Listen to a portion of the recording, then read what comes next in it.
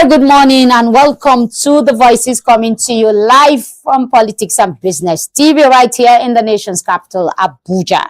My name is Medina Azaki. Today we are going to start on a religious note, and we're also going to be looking at how Africa is shaping the future. Not just religiously, not just economically, but religiously. Now the future of every religion is now Africa. That is the painful truth. But before we go into that, let me welcome the one and only Marlon Sikle. The Gen Z father. Today he looks more like a Gen Z. Yes, I am a Gen Z father. Of Gen Z father to the core. To the core, because you have to embrace the reality. Even what we're going to talk about is reality. It's reality. So we are fortunate to witness our father's generation, our own generation, and the Gen Z. Yes. So you move along with the trend. Yes. I'm a Gen Z father. Okay. And if you don't move with the trend, you are on your own. Whatever happens to you, are on in your a own. limbo. Completely, you can't even train any. You can't train anybody. You can't do anything. You can't achieve anything now. It's so clear. Without the flow. No, without the flow. It's so amazing how times change people. At one time, you are holding on to your values like they are your doctrine, your religious doctrine, your values. Yes. And today, those values quietly are slipping off your hands without you even knowing. Even if you know, you have no control. What you are even trying to tell the world is that if you don't understand the trend, you can't be successful. So it's a world that is more interested in results, not effort. Just understanding trend makes you successful now. Like I was telling you something last week, that people should understand that talking is big. Yeah, we're going to come to that. So don't let the cat out. Don't let the cat out. But how did your weekend go? Well, I rested very well, as you can say. I slept very well. But the unfortunate is that after sleeping afternoon sleep, you can't sleep in the night. Yes. You still struggle to sleep in the night. Except you have to read.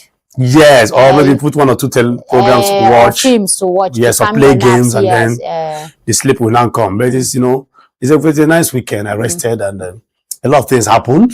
I watched the football, Arsenal losing. As usual. The whole place was moody yesterday. My friend. Okay, you're an Arsenal fan. I'm not an Arsenal fan, but I was rooting for them to carry the Premiership. But now the chances is very bleak. Okay. Very, very bleak. So Arsenal fans are in a very terrible mood. I have a lot of friends. One of them have to turn the jersey upside down. Me, I'm an ever blue fan. So Chelsea? Yes, of course. No. We are the big boys. So don't worry. After you guys drove away from Ibrahimovic, the owner of the main guy. Yes, the Russian mogul.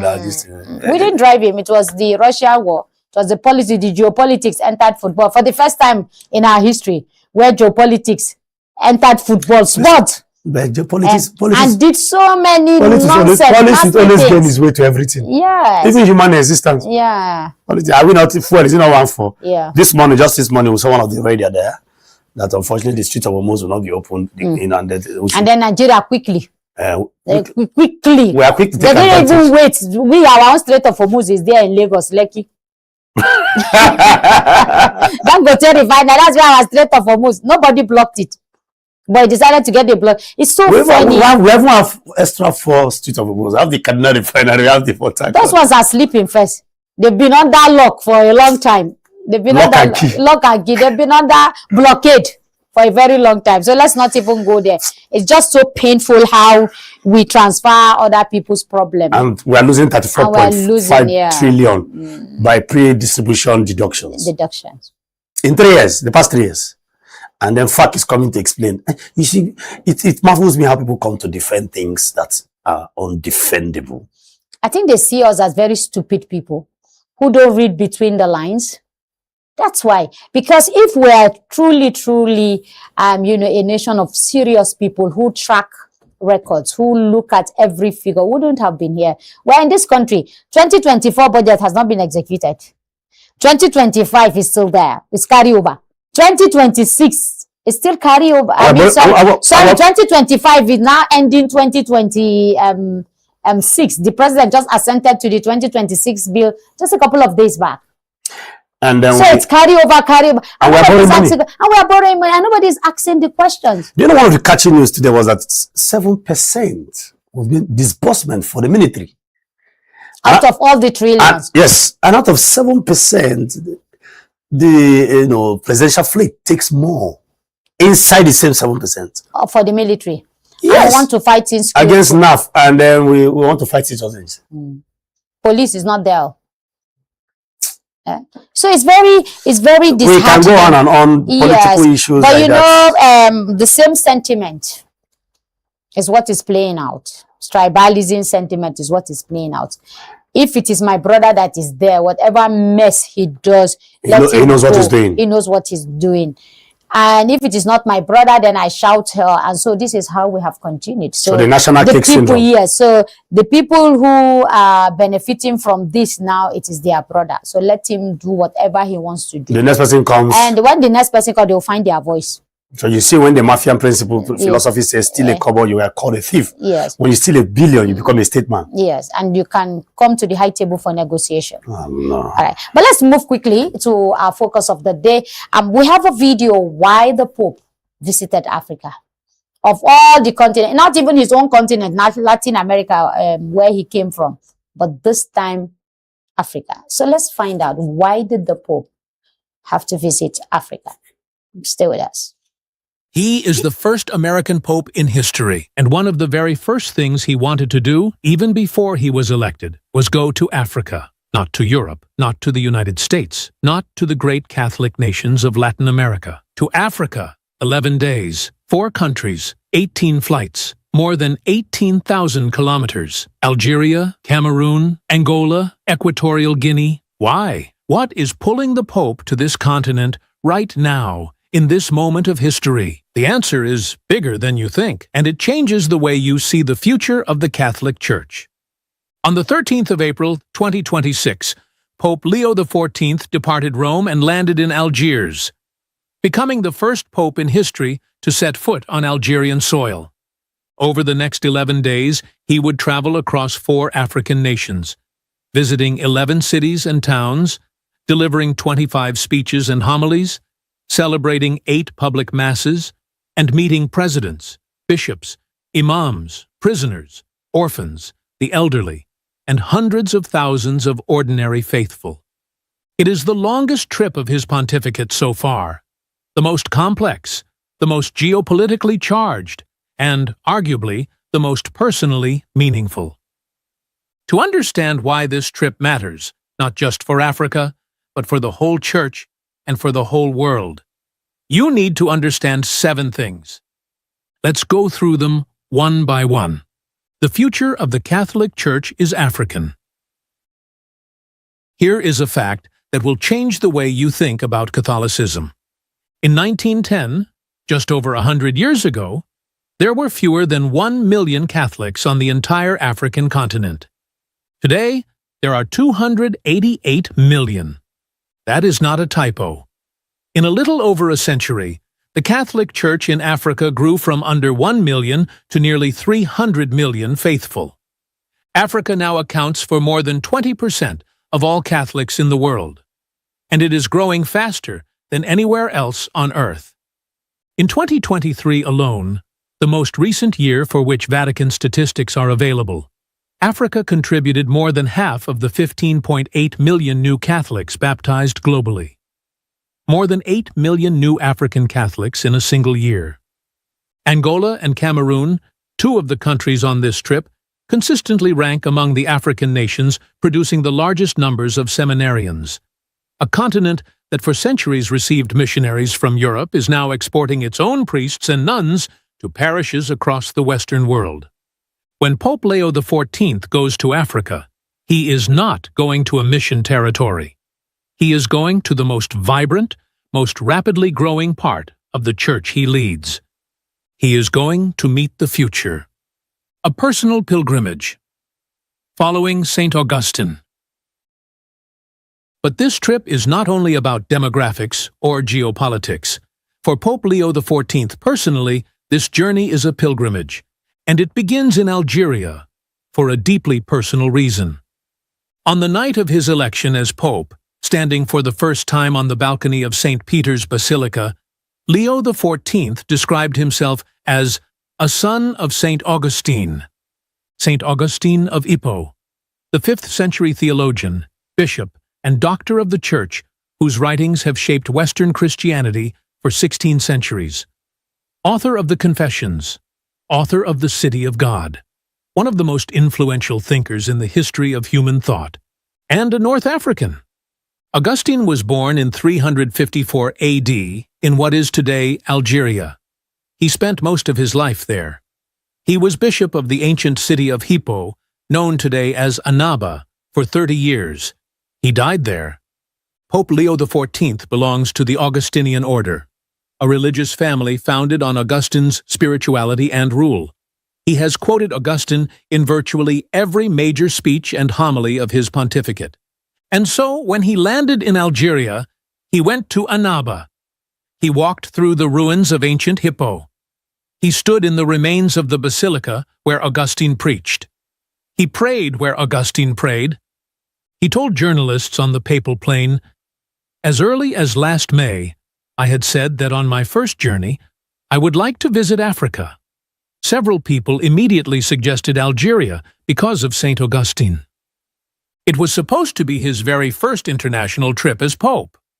Other journeys intervened, but he kept the appointment. This is a son returning to the land of his spiritual father. Dialogue between Christianity and Islam. Algeria is a Muslim-majority country of approximately 48 million people. The number of Catholics? Approximately 9,000, a fraction of 1% of the population. Most are foreign students, diplomatic personnel, and religious sisters. So why does the Pope go to a country with 9,000 Catholics?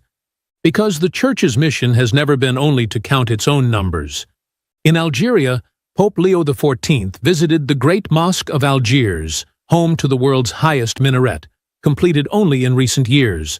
It was his second visit to a mosque as Pope.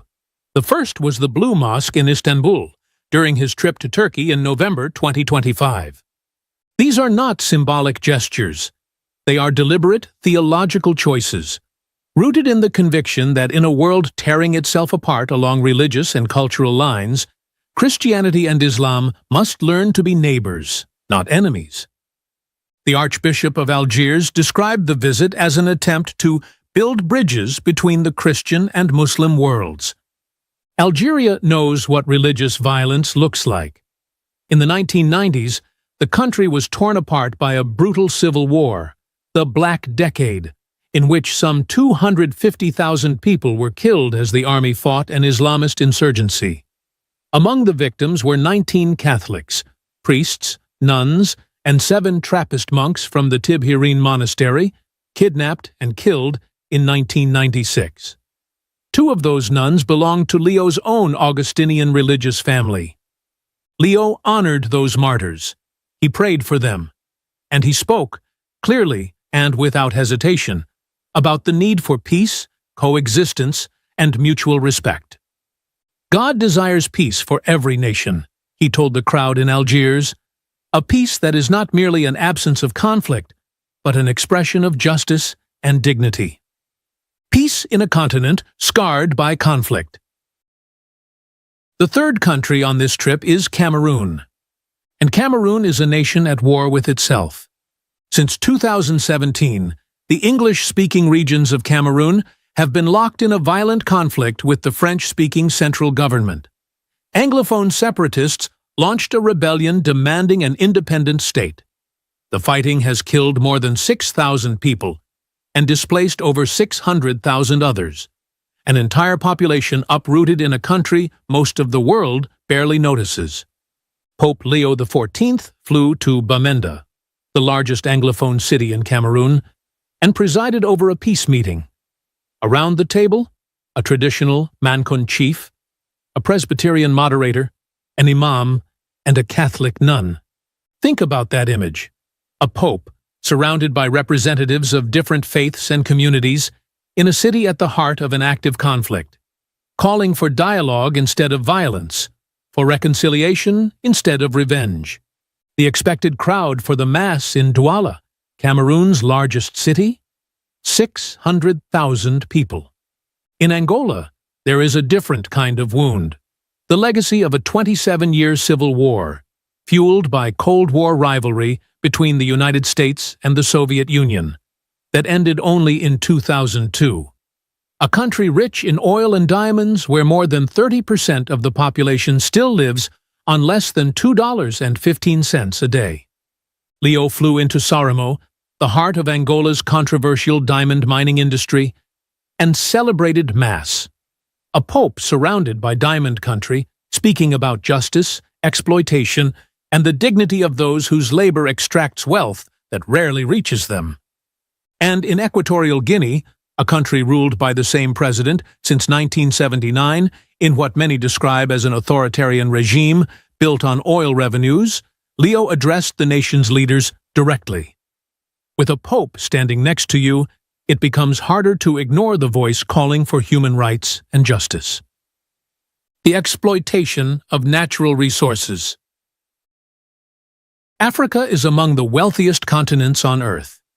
In natural terms: oil, natural gas, gold, diamonds, cobalt, iron ore, critical minerals essential for the technologies of the 21st century. Angola is Africa's fourth largest oil producer and the world's third largest diamond producer. Cameroon sits atop significant reserves of oil, natural gas, cobalt, bauxite, gold, and diamonds. In its eastern gold mining regions, UN experts have documented severe environmental damage and human rights abuses, including, according to UNICEF, hundreds of children who have abandoned school to dig for gold at makeshift mines, risking their lives for $1's worth of ore. Equatorial Guinea's president and his family are accused of capturing the country's oil wealth for personal enrichment, while the population remains largely poor. The Catholic Church has been sounding the alarm about this reality for decades, but a papal visit amplifies that alarm to a global stage. When Pope Leo XIV lands in Sorimo to celebrate Mass in the heart of Angola's diamond country, he is making a statement that cannot be ignored. The Earth's resources belong to all of humanity, not to the few, not to foreign corporations, not to corrupt elites. This is the same man who, in Monaco, told the world's wealthiest citizens that every talent placed in our hands has a universal destination, not to be held back, but to be shared. In Africa, he is saying the same thing, to a very different audience, in a very different context, but with the same gospel: migration, the human cost of a broken world. More than 600 deaths in the Mediterranean in just the first 2 months of 2026 alone, the highest figure since 2014. These are men, women, and children leaving Africa, many of them from the exact countries Leo is visiting, crossing deserts and seas in search of safety or a better life. The migration crisis is not an abstraction for the Church. It is the daily reality of thousands of parishes across North Africa and the Mediterranean coast. It is the ministry of the religious sisters in Algeria who serve people of all faiths, giving food, shelter, legal advice, and human dignity to those the world has discarded. Pope Leo XIV has been one of the most vocal critics of the Trump administration's migration policies, calling its treatment of migrants inhuman. He has also called for Europe to move beyond emergency management to a genuine strategic vision that protects dignity and addresses the root causes of displacement. Coming to Africa, to the countries where so many migrants begin their journey, is not a political statement. It is a pastoral one. It is the Church standing with the people at the beginning of their suffering, not only at the shore where they arrive. It is a pope saying, "We see you, where you are from, what drove you here, and what you deserve." A pope unafraid to speak when the world needs to hear it. Before Pope Leo XIV even boarded the plane for Algiers, something extraordinary happened. President Donald Trump attacked him publicly. Trump called Leo weak on crime and terrible for foreign policy. He accused him of toying with a country that wants a nuclear weapon, a reference to Leo's calls for peace in the war between the United States, Israel, and Iran that had begun in late February 2026. Most leaders would have softened their message, chosen a lower profile, avoided the confrontation. Leo XIV did not. On the papal plane, speaking to journalists, he said simply, he had a moral duty to speak out against war. He had no intention to debate with Trump. He was not a politician. And then he landed in Algiers and said this to the crowd, "Today, this is more urgent than ever in the face of continuous violations of international law and neo-colonial tendencies." He did not name Trump. He did not need to. A pope going to Africa, to the most forgotten continent in the eyes of Western media, to countries scarred by colonialism and exploitation and conflict, is itself a statement. It says, the Church does not measure importance by wealth or military power. It measures importance by need, by suffering, by the cry of the poor. In a world where the powerful speak loudest, Leo XIV went to the places where the voiceless live. And he spoke. 11 days, 18,000 kilometers, 4 countries, 25 speeches, 8 masses, and one clear, consistent message. Africa is not the periphery of the Catholic Church. Africa is its beating heart. The church that began in Jerusalem, spread across the Atlantic with missionaries, is now renewing itself on a continent that the world has too long treated as a source of resources to be extracted rather than a community of people to be respected. Pope Leo XIV knows this. He has known it since his years as head of the Augustinian order, when he traveled to Africa repeatedly. He wanted Africa to be his first destination as pope. And even when the most powerful man in the world attacked him the morning he was leaving, he got on the plane. He went. Because that is what the gospel asks. Not comfort, not safety, not approval. Presence, building something extraordinary, even when the world isn't what it is. The future, and its pope showed up. If this video helped you understand why this journey matters, share it. This is the kind of context that news headlines rarely give you. Subscribe to Catholic Snack if you want to follow this. All right, welcome back. We had to play this long video, very educative, thought-provoking, very incisive, and it brought us back to our reality. And we played it because we felt so many people will learn so many things from this video. Not for those who will say, are you promoting Catholicism on your program? That's not it. We're looking at the message. Far from it. And the messenger himself. Yes. So Pope Leo, unafraid, unbothered, not intimidated, even by the most powerful man in the world, decided to remember Africa. His fellow countryman. His fellow countryman. He's an American. He's an American. His fellow countryman. And the message he's sending to his fellow American man is that you cannot dominate the world with conflict. Well, so 4 countries, 11 cities, 25 speeches, and 8 masses. 1 location, Africa. 1 location, Africa. All of this is happening in Africa while the war between Iran, the US, Israel, Lebanon, and all of that is going on. Somebody else is shifting the dynamism to Africa. Well, first of all, I want to say whoever put up that video did a very good job. Even though we didn't hear the Pope talk in the video, but somebody was running the documentary trying to explain to us viewers what that video represents. And it is clear, Africa is the new world. Africa is the new face. Whatever you can think of. Now, before I even go to what happened to the Pope, let me take you back to the Catholic Church. And for those of us who don't understand that the Catholic Church, the Pope represents a socio-political leadership globally. that has a voice that cuts across different religions, not just Christianity. Whenever, like you said, he went to Algeria, a country that has about 9,000 Christians, just 9,000 Catholics, and then millions of Muslims. So that tells you that the Pope is a leader for all. He understands the sanctity of that office. Yeah, I think we should take his reasons for coming to Africa one after. Well, I want to get to that, but I'm trying to build. I'm trying to build. Okay. The video has built that for us already. Yeah. It has told us the kind of Pope that we have. Yes. And his reasons. Unlike other popes. Yes.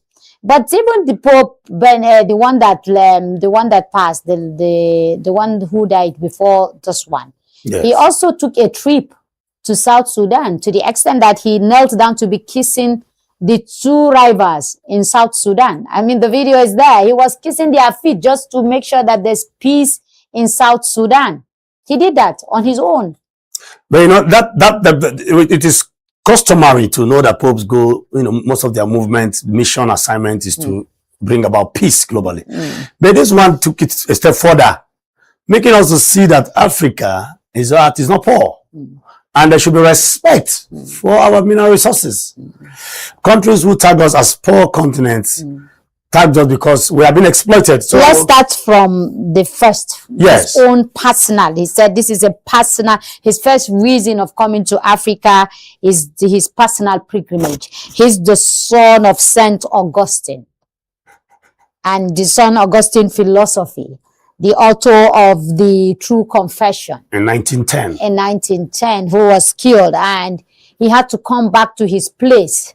His roots. His roots. Spiritual. So an American, being a son of a Northern African.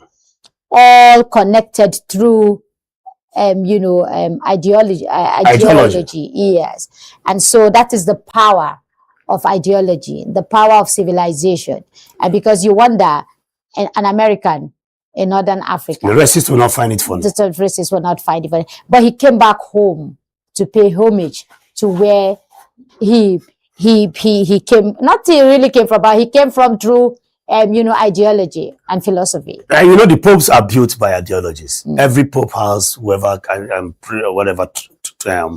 past popes and saints they identify the ideology with. This is the Saint Augustine, the Algerian African, that he decided he has, according to this video, he has been practicing as a pope. So he might be an American by birth, an American by skin, but his ideology is linked to that of Augustine and Africa. And then he's trying to bring Africa to the light where Africa actually truly believes and belongs to, because now Africa has been undermined by so many political and geopolitics and all kinds of politics.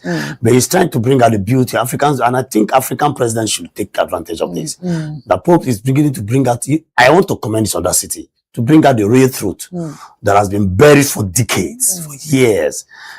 Africa has been seen as a place that is now, he's seen that even a church, even for Catholic Church, that was usually just less than 1 million Catholics in the whole of Africa, is now 288 million. That's close to 300 million. That means he understands the importance of Africa in terms of religious, political, and social activity. So I want to commend his audacity, even despite the fact he was attacked by his own countrymen. He stood his ground. But in terms of evangelism, yes, where some the evangelists will see this as shopping. Let me use that word. Shopping for more people into the Catholic Church, spreading the gospel, trying to promote, the Catholic Church to young Africans who, in the Western world, people have left the Catholic Church. Today, churches in England, in Scotland, and most of Europe are being bought as warehouses. Warehouses. Some have been converted to mosques. Plenty of them have been converted to mosques because the Muslims in those communities decided to buy them over and renovate them. We saw that in Portugal and in some other European countries. Some used it for something, else. The Catholic Church is also aware that if he doesn't go out, to spread the gospel, to bring in more people, it might just die naturally, just like it is dying in Europe. Africa is a religious continent. And so that sensitivity. Yes, so he's sensitive to that fact.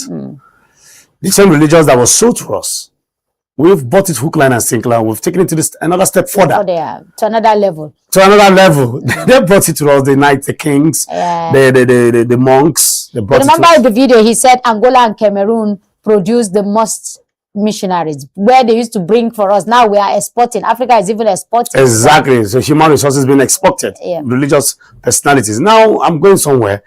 Not just the Pope. Let's look at other sectors. Now, some countries like Iceland. Sorry, before you jump into that, for the Pentecostal, Pentecostalism, if I remember, are they not going to see this as a threat? No. You know, because there's this rivalry. No. There's this competition. Well, the competition is human. Yeah. Where they said because they came up with their own kind of preaching, which is different from that of the I understand the angle. I am Pentecostal, so I know where that's what I'm saying. Are you people not going to see this as a threat? No. You see, what matters is we all profess one faith, one God. We believe in Jesus, and the Catholic also mentioned the name of Jesus.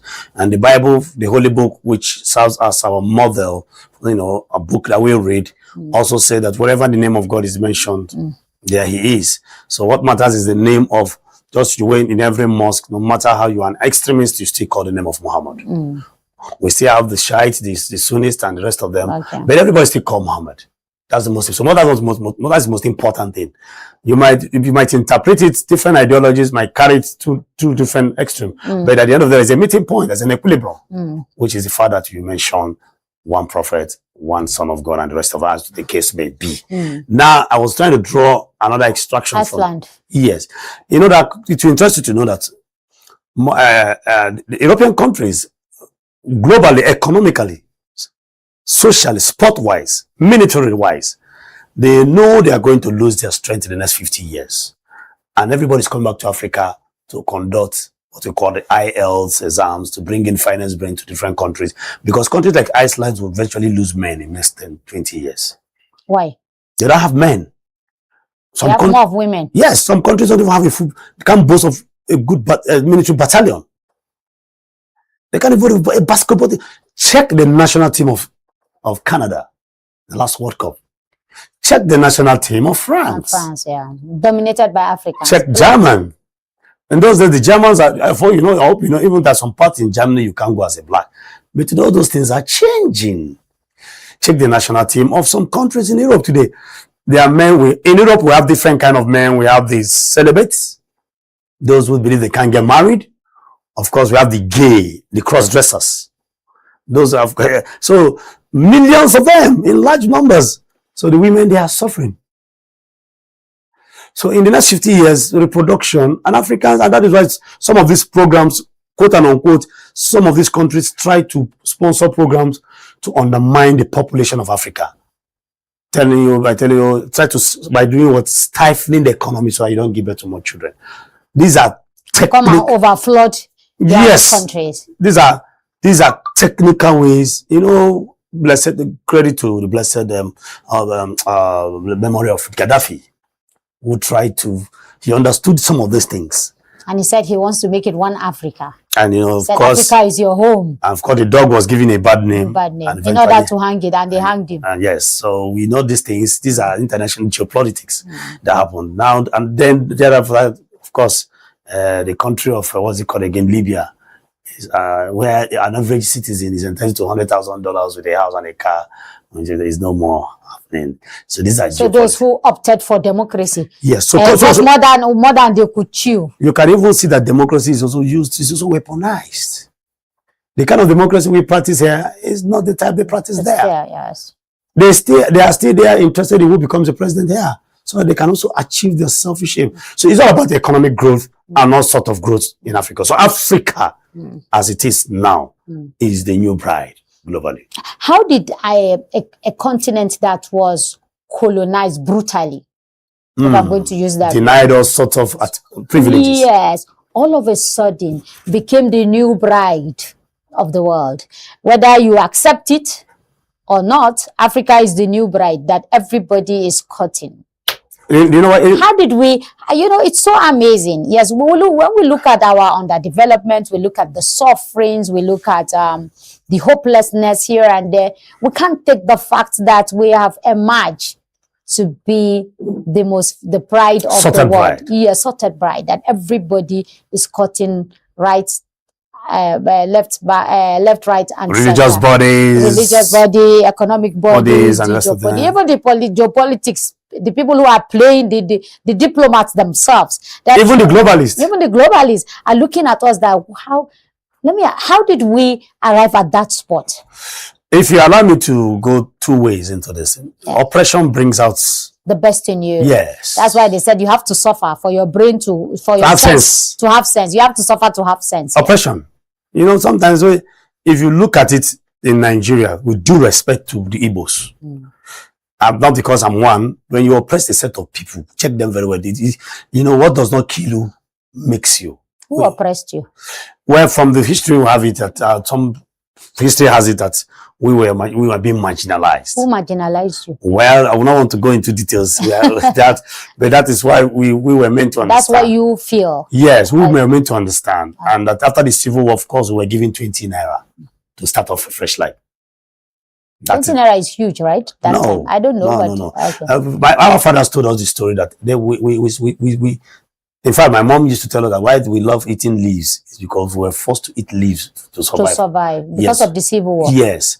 Shut down the foods and the rest of them. And after the war, they gave us 20 naira. Everything was seized. Whenever, no matter the amount you have in your bank, every Igbo man started with 20 naira. It's in the history book.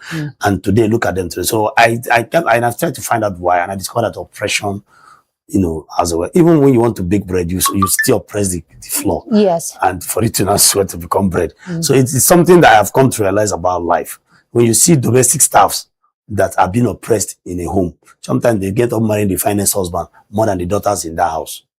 So, and I want to go spiritual now, the spiritual angle. I think God in itself, the creator, seems to smile at people who suffer for a just cause. I think the Almighty is smiling on Africa right now. Yes. For people who are smart, because we have no reason to suffer what we suffer. We were all branded with all kinds of lies in the name of colonialism and brought all kinds of division and just for one goal to steal away our resources. And today, the most developed countries that we admire today, got to where they are with the blood of Africans. And are they having peace today? No. No. I told somebody something, and this might interest some people. Even here in Nigeria, if you see a community that cheats up people with other clans, kill innocent blood, and go and check, development is far from them. I don't want to call the state, but then anybody who is, people try to play down certain things, but they don't understand this world. There are deities that owns this world in the name of God that we serve. And they don't like some of these things. They don't like women. We don't see them. We don't feel them. But the happenings are there. Today, Africa, I gave you an instance of the football national team of France, where everybody's black. Just maybe one player there, they wrote Europeans. And we see. And so somebody asked, who is actually European now? European now. And so we are now having black Europeans. Black people carrying World Cup now. So it's possible Africa That's what I said, black Europeans. Now, Europe used to be white people. Now we have black Europeans. The best footballers now. We have Dembele. We have Mbappe. Mbappe is from Cameroon. Now he's a French citizen. He's a French citizen. I remember the last World Cup where they came second. And the President Macron had to kneel down near him and wanted to give him a handshake. At first, when he met him on the field crying, he was crying on the field, and the President of France had to go on his knees near him and was petting him. I was telling him, take it easy. It's not over. In Africa, he was petting. Cameroonian. The president knelt down near him on the field. There was petting him because he refused to stand up from the field. So that is the power of Africa. So let's come to the second reason why, the Pope was also in Africa, and that has to do with dialogue between Christians and Muslims. Something we have thrown to the dogs a long time ago. He's saying that he's not talking about a world or an African where there is no conflict, but he's also talking about an African where there is dialogue, where there's mutual respect, where there's understanding, and how to resolve the crisis. I think the Pope looked at it that the war after Iraq and Iran, and after Iran, Israel's US and all that will shift automatically to Africa. And he's saying that, look, you guys have to brace up and see that, religion doesn't divide you, because that is the only tool the so-called globalist will use against you. So, I want to thank you for that revelation. It's the gospel truth. It was last week we got to know that even some members of Boko Haram are Christians. Yes. I went home and I was telling some people, and they were like, "Are you sure this journalist? Yeah, who tell you that? Tell you this one? You're taking this one. Carry and come. I beg, you don't start again." I said, "Oh, guys, it's true. We spoke to a man that is on ground, and he told us that it's an economic agenda, not a religious agenda." And what does that mean? We see the gods are not to blame, but again was dropped on Africa. They saw that we have, love for religious issues. Even in Nigeria, Christianity and Islam is not practiced the same way in different regions. The way the Yorubas practice Islam is a bit different. Yeah. There's this barakball way of doing things, like fellowship kind of thing. In the north, it's different. Religion and culture have an intertwine. Yes, and that's why you see the culture injected, whichever way you look at it. For those who have been to Dubai and Saudi Arabia, you love to be a Muslim. If you wonder, is it not some Muslim Islam we're talking about here? And some people mix cruelty with Islam. Some people mix it. And some who are not either Christians or Muslim or whatever, that wants to choose a particular religion, might not understand that some people mix some of these things with their, like you said, culture. Do you understand? So now the Pope, what was it again? The Pope has come to make people to understand that, look, these people that brought this religion to us, they are not fighting much as we are fighting, religious-wise. Their own fight is based on other issues. Hidden agenda. Hidden agenda. Israel, even the so-called Israelis are not Christians. They are not Christians. In fact, they don't even like Christians. They didn't even allow them to worship on Palm Sunday. Is it Easter Sunday? They even prevented them from going to church. No, for those who are shouting Israel our boat, Israel our boat, yes. They should go and look at what's going on. And they are fighting their fellow Gaza and the rest of them. Now, look at why are they fighting? It has nothing to do with religion. So why are we fighting religious? Africa is the most peaceful place, but I want to let Africans know, based on what Pope said, that these things were artificially masterminded. So it's high time Africa... when you come to the issue of dialogue, in terms of trying to bring people, to the table, and trying to make them understand that, look, whatever you are fighting, remove the economy out of it and let us face the reality. And that brings us to the issue raised by Madam Felicia, how a Southern Kaduna tied bomb to his waist and bombed Nyanya Motor Park in 2014. A Southern Kaduna who is a Christian, now a Boko Haram. So when you come to the negotiation table to dialogue, when some people will say, no, he's not our son, we didn't know, but he's your son.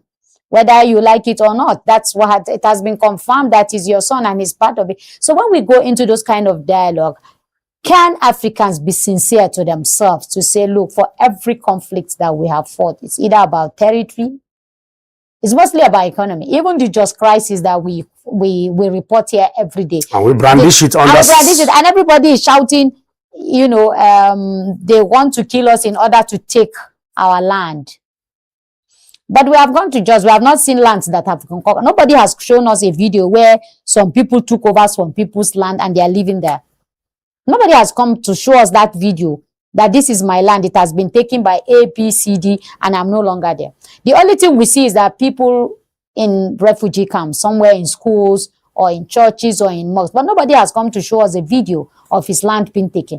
Now, you see, it still boils down to, you see, and we, the media, we need to be very, very careful too. It still boils down to this conspiracy theory. Somebody somewhere is playing the drum, yes, and we are dancing in public. We saw the American who was fueling the crisis. He had to leave in the middle of the crisis. He had to be deported or flown out in the middle of the crisis, the last crisis that happened in Jos. So you see what we're talking about now. So we must understand that, hey, somebody out there is playing the drum. It is not what it is. It's a facade. And when you understand One second, isn't it also embarrassing? Dialogue and conflict resolution has been an African thing. Why is somebody from somewhere coming to tell us what we know how to do? It's part of the oppression that is also bringing out the best. You can see now that what they couldn't. Now I'm talking about our forefathers, Africans. They know how to resolve their issues. That's why we have the village chiefs, we have community leaders, we have opinion leaders, we have leadership at every level. It is still part of the gods are not to blame, but everybody has been politicized, including the military. Prior to this time, we had unity because we were not self-aware that much. Sometimes too much of exposure can cause problem for you. Yes. Too much exposure can cause problem. Let me give us. Let's go to the villages. Go and see what you call the village ban. You travel to your village for 3 weeks without eating much. You grow fresher. Your mind is sound. Your skin is smoother. What's changed? Nothing. You're just cut off from modern life that is filled with hustling, bustling, talking, thinking, fighting, quarreling. And these things are crafted by different activities, economic activities, both natural and artificial, to stress your life as a human being. And the village man out there treks, you want to even give him a lift, you say, no, it's just there. It's just there, it's about 3 kilometers. If not 10. So Pope is trying to make us understand that, hey guys, we've been underrating ourselves. The world is now, the satellite is now beamed on us in all ramification of life now. So it's up for us to take advantage. We're the newest bride now, and more so that all forms of oppression were not able to swallow us. Slave trade killed a lot of blacks. When you're sick, they throw inside the river and the rest of them. Now, and to calm this up, some of these globalists identify the stupid ones among us. Sorry to use that word. There are stupid ones among us. Doesn't poverty make you stupid? Of course, that is why it's a weapon. The world resources is divided, as at how many years ago, £7 million per citizen, over 6.something billion. So why are we poor in the world? £7 million per citizen globally. Why are we poor? We are poor because, of course, just as we have the class consciousness is a product of greed. Human greed. And the human greed is where I'm coming to. When the Pope was talking to presidents of Equatorial Guinea, somebody that has been in leadership since and pocketed the whole country's economy. 1979. And has the resources in his pocket. Then he's speaking to somebody like Paul Biya of Cameroon. 92 years old. 92 years old, who has also been there for decades, who cannot even walk. Identify what is going on around him. He can't even recognize the people even around him. And many other sit-tight leaders. I don't know the kind of thinking that will be ringing in their heads, where they will say, who is he to come and tell us, sit-tight leadership? Who is he to come and tell us how we run our country? Who is he to come and create? Because what he has simply done is to reawaken the citizens of the country. That look, somebody cannot be here for decades, cornering all the resources to his pocket and leaving you people high and dry. What kind of thinking will those leaders be doing at that time? Are they looking at somebody coming to create a coup or an uprising against those leaders are product of neocolonialism. They are a product of them. Remoted and controlled by some globalists who are president of some world power countries. Like France. France seems to be the most brutal of all the colonial masters. Check every country. So I was right when I said brutal colonialism is Africa, witnessed. I told you something. Let me give you a scenario here that happened personally. Okay. I went to a widow's house. Recently? Not recently. Okay. And because I found out I was trying to do a research. Why do you have so much poverty in Nigeria? Aside government interferences, government presence. Why are we still having some kind of local poverty? Let me use that word. There's in every family, there's a rich man, either your mother's lineage or your father's lineage. But why is that money not circulating to everybody? There is no family in Nigeria, at least there are very few, that you cannot trace one successful person, either in the father's lineage. But you see the money is not going on. And I found out that money has a way of getting into the hands of the wrong people, greedy people. And I came up with that idea that money is what it is in the hands of who is holding it. The definition of money, power, depends on who is holding it. So I went to a family and I wanted to help. The widow. And the woman said, I should help the first daughter. I said, no. She said, first daughter. I said, no. I said, why? And I sat there and explained. I said, do you know why I want to end poverty in this family? She said, no. I want to look for that one that has the heart to reach out to others. If money gets into the hand of that one, poverty will be wiped off from this family. So it must not necessarily be the first daughter. It can be your last son. And the woman thought about it. I said, it's true. I said, I tell you, madam, your immediate other sister is a millionaire. Why are you living in a thatched on computer building? She comes here to come and greet you and give you 2 noodles of rice. Can't she pay a decent house for you? This is a woman that drives a car of 12 million about 7 years ago that I did this thing. So you can see that taking it back to, the larger society. This globalist locates people who are selfish and greedy, and then route them through power. And with no conscience. Okay, we'll take a break. I don't know if I'm making any sense. No, of course you are, but you will make more sense when we come back. It's still The Voices coming to you live on Politics and Business TV. We'll take a short break, and when we return, we'll discuss further why the Pope is in Africa. We'll be back after the break. Stay with us.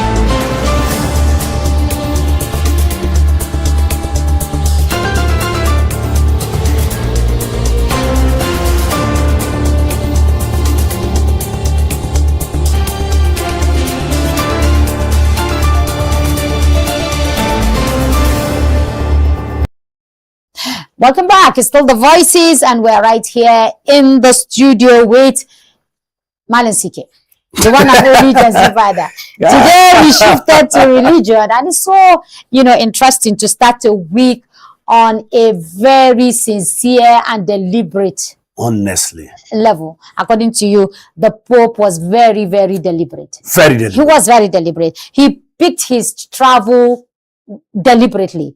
He took the time deliberately. Not minding who is going to annoy. Who is going to annoy. In fact, Donald Trump is already annoyed. He's already annoyed. And who is going to stop him? But I think he came to rescue Africa before the trouble will come. Africa is already in boiling. I mean, that's the reality. Africa is already boiling. And he came to say, look, we have to save the situation before this madman. That is boiling, we are boiling. Somebody's lighting the gas. Somebody's lighting, so you have to wake up to your reality. But Africans themselves they have strings drawing them. So sometimes... Effect of suffering. Not even effect of suffering. The leaders who are greedy, who are sentimental, who don't have conscience, they are being pulled by strings.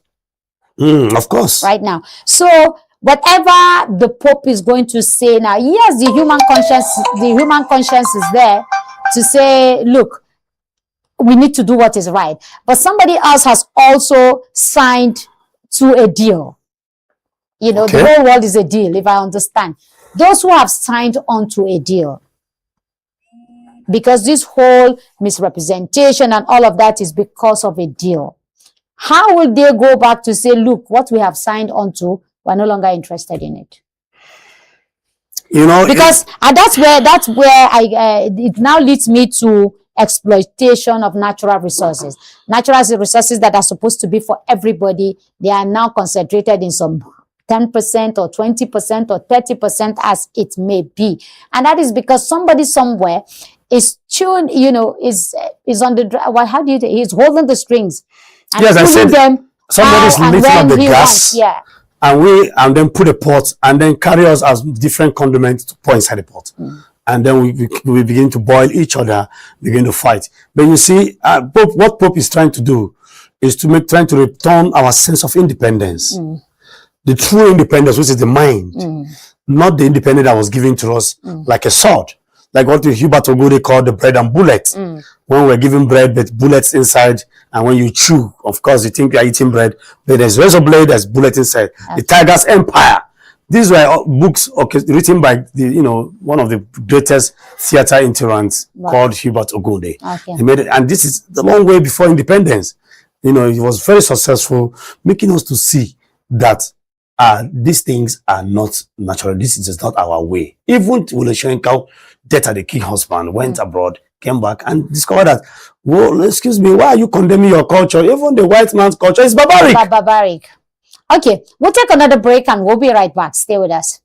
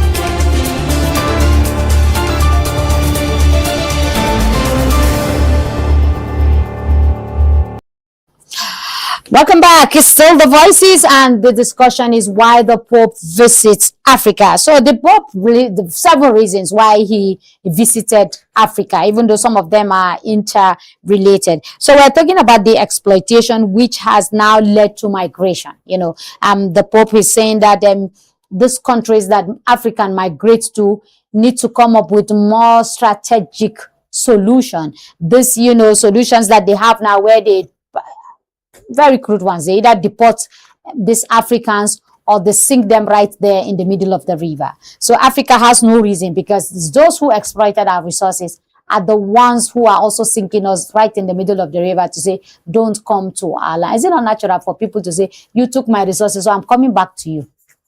Of course, like I said earlier on, that you have also said that the gods have also dealt with those countries who colonized. Yes. Now they don't have men, they have less population, they have peace of mind. They have peace of mind. They have men who are even thinking of the future. Because when you talk about the future, this world economy you're talking about is connected. People, let's get it straight. When you say economy, we're talking of population. Economy is tied to population. When you say Africa and Nigeria is the biggest economy, Nigeria is the biggest economy in the world today, in Africa. We're not talking about nylon, we're talking about people. Population and economy work hand to hand. You understand? And they understand this thing now. What Pope has come to do is just to liberate us. If you read that book, How Europe Overlooked Africa, you understand where we're talking about. So we kudos to him for this bold statement, even though he is also a product of in the time past, because we had the part of the country, this same man that was once said something contrary to what he's doing now. Has he also tried to clean himself? Well, he's not trying to clean it. Everybody, you see, it gets to a point in your life, you have to accept the reality. A lot of programs has been designed to underpopulate Africa. A lot. And still Africa is waxing stronger. Do you think that the Pope might be saying some things that are not even going to be reported, that might be saying some things underneath? Well, maybe some truth to some people. Well, and the one he speaks looking openly. at the documentary there, and looking at his body language, he went straight to what's that place in Algeria? Annaba. Went straight there to pray, to do everything, to make all kinds of, spiritual rituals there. That was a strong message. It's a very strong message. And you can see that even one of the world leaders called him weak in the face of battle. In terms of diplomacy. In terms of diplomacy. But he never cared. We even heard that he also commented about the issue that the war between Israel and Iran. So the man is being frank. And frank, and it's not because there's so much love for Africa per se. They're frank because the reality is staring us at the face. If you cannot beat them, join them. You join them. And after this, other world leaders will begin to, toe the line. If you cannot beat them, you join them, because Africa, obviously now, with all the oppression, seems not to bow to any form of oppression. Everything is working out well. Africa is growing by the day. The population is growing. More talent. Okay, let me shock you. Even in the U.S. Army, I hope you know I have a lot of Nigerians there. Yeah. The Navy commanders in the U.S. Navy is from the South. Is a lot of Nigerians and a lot of Africans are doing well. Even the war between Ukraine and Russia. Russia had to come to Africa to come and say, just come. We will pay you. No, it's Ukraine. Ukraine. It's Ukraine. So people went to say they said they volunteer to fight for Ukraine, thinking they will get money. And Ukraine said, we're not giving you any money. If you want to fight, you fight on your own as a volunteer. So Africans also want to take that opportunity to become citizens of Ukraine. And what happens thereafter? They became citizens of the great beyond at the end of the day. So you see, everybody's coming to Africa. There is a Christian. Do Africa realize the power that they have now? Do we realize how much powerful, how much influential we do now? We have not realized it yet. Because we have Africans with European mentalities, with leaders that have European mentality. We have Africans that have with leaders that have the neo-colonizing mindset, planted deliberately by powers that be, the globalists. That's why they decide our elections somehow. They are indirectly or indirectly. Okay, now you're going to Europe, you will write an exam. No more coming to pick you by force. They screen your brain. Want to bring out the finest brains to the country. In the next 50 years, you give birth to those children. They say the children are the citizens of that country. And those children, of course, when you bring a brilliant woman and a brilliant man come together to a country to give birth, hopefully they're going to produce brilliant kids. And then you see in the next 50 years, you see national basketball teams of Africa, countries like Poland, countries like Canada, UK. You say, I hope you know Bukola Saka. One of the greatest striker in England national team. He's a Yoruba boy. The latest wrestling champion is also Obafemi, a Nigerian. What about Anthony Joshua, the boxer? The boxer. I was watching his fights the other time, and they say, "Yo, from all the way from United Kingdom, blah blah blah blah, Nigeria." Nobody's even talking about the Nigerian in him. So you can see the drift. But as Africa taking away this colonial mentality. Why do I have to go to London to be a complete? No, we have not. I told you. I have to go to America to be a complete human being. No, there's so many reasons. I have to give birth to my children in Canada just to get an extra citizenship. You're not even proud of your motherland. How will you be? The same European countries have also remoted you by way of production. You don't produce anything. You export you import even toothpick. It's deliberate. At best, you assemble a vehicle here. Meanwhile, you have a Jokuta steel that can build a ship. That will solve all your problem as far as steel, because steel is the game changer in the world. You have Californium in Sambisa. It's been exploited less than a gram. So you see, the United Nations is not united. As Fela said. You understand? So they make sure, like I said, plant a leader that will ensure that their agenda is achieved. These leaders are there; they're everywhere. They're everywhere in every African country. They're there. So when you come to a family like Nigeria or Cameroon, they pick those so-called quote unquote foolish ones, and then make sure they control the hem of affairs. For some people in Africa who said religion has been our dividing factor. True. And somebody is coming to say, well, you are our future. How do we balance that now? Because a lot of Africans are also moving away from these religious lines, are becoming less religious. They are saying what you preach to us, either in the mosque or in the church, does not connect with reality. So people are moving away from the churches, they're moving away from the mosques. They are saying, look, let me even sit down as a human being and begin to think from what you have said, from what he has said, to try and shape my life away from religion.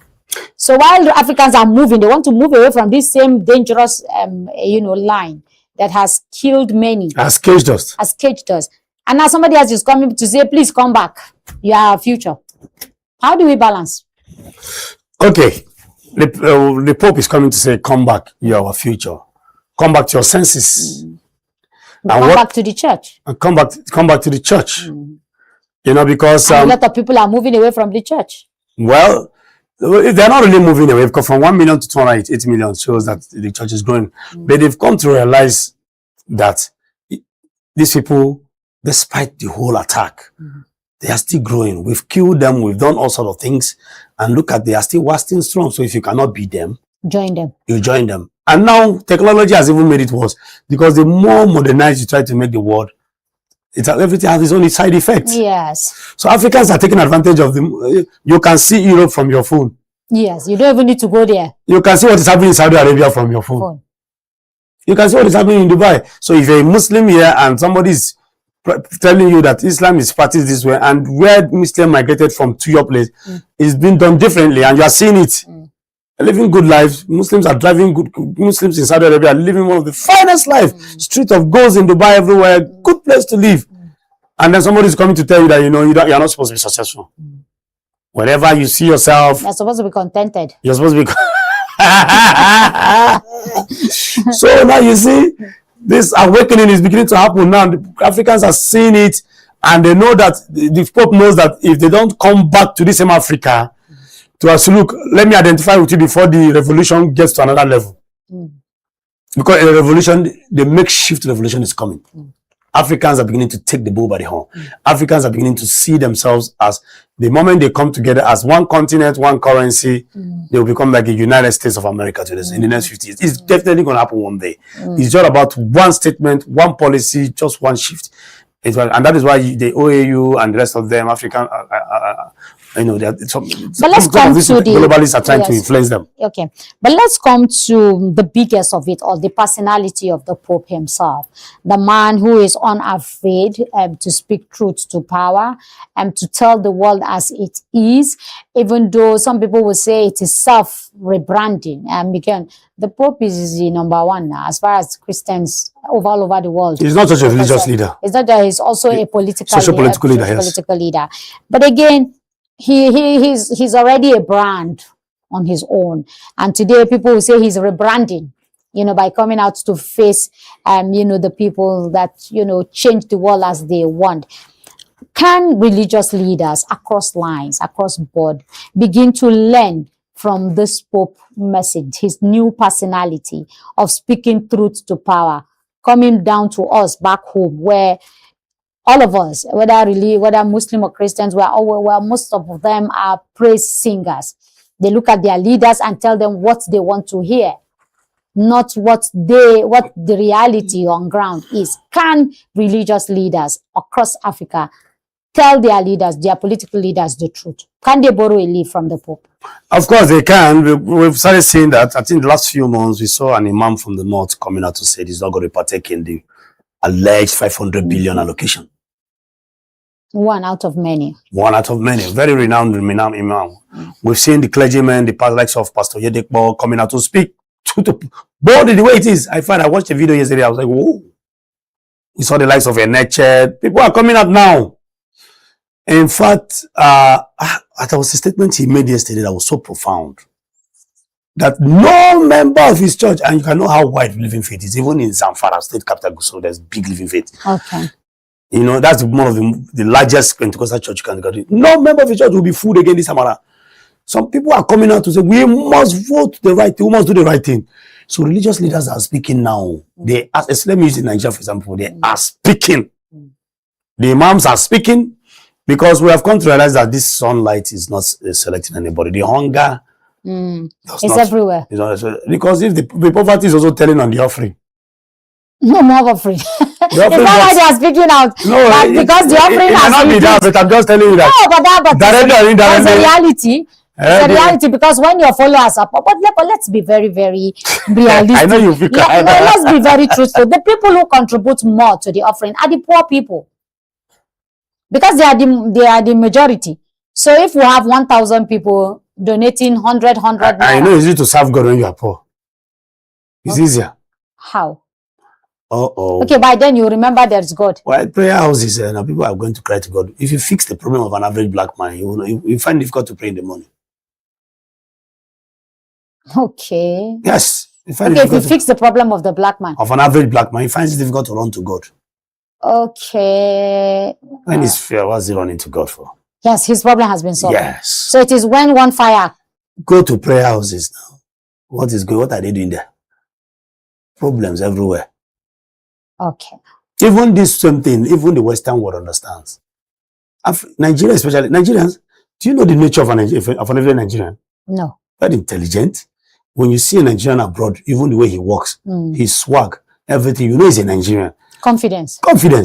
Sense. So they know. If you give Nigeria as a country balanced economy, where are you going to? We will not even vote. We'll just stay in our houses. These are things we know. Even in the family of four brothers that are doing very well, can they sit down and have a successful family meeting? Okay, I think the Pope has set the ball rolling.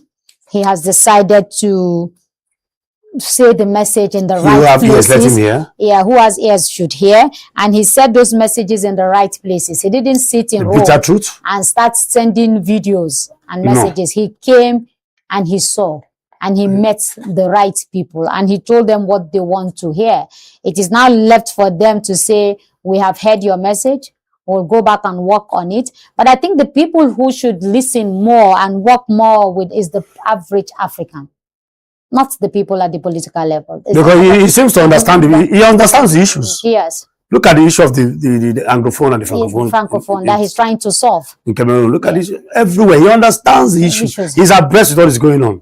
That's why he was able to trace the root of his spiritual father. Yes. Down to Angola. So he knows.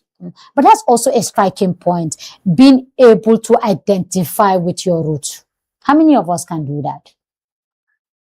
This is thousands of years. We have been corrupted by the advent of Western civilization. So much so that we have forgotten our roots, even in parenting.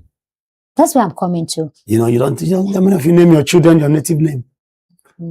How many? I respect them not. People from your place, yes, people from your place, it's worse. Don't even want to identify. You call your child Junior. Yes, and today they have more English-speaking Igbos than even the Igbos themselves. Ingeri Igbo. We call it Ingeri Igbo. Ingeri Igbo, okay. Ingeri Igbo. This Igbo, when you see a child will tell you, Mommy, I want to go to market. The guys will engage, you see a soup. There's soup, there's market. You cannot call soup in Igbo. You cannot call market afia in Igbo. So you are very correct. The Southeast, and they are listening to me. An average village woman from the Southeast that you bring to Abuja here will name his child Junior. When you don't even know what Junior means. And the child at 18, you're still calling him Junior. And we're behaving like one. I think the message is very clear. We want to thank the Pope for, visiting our continent, making us very proud and telling us the message that we need to hear and being, teaching us a lesson of how we trace our roots and being loyal to our roots. And that is the key and the profound message here. It's been a very wonderful discussion on a very sunny Monday morning. Yes, sir. I'd like to thank Baba CK in the house. We'll see you tomorrow bright and early. From all of us here, it's bye for now.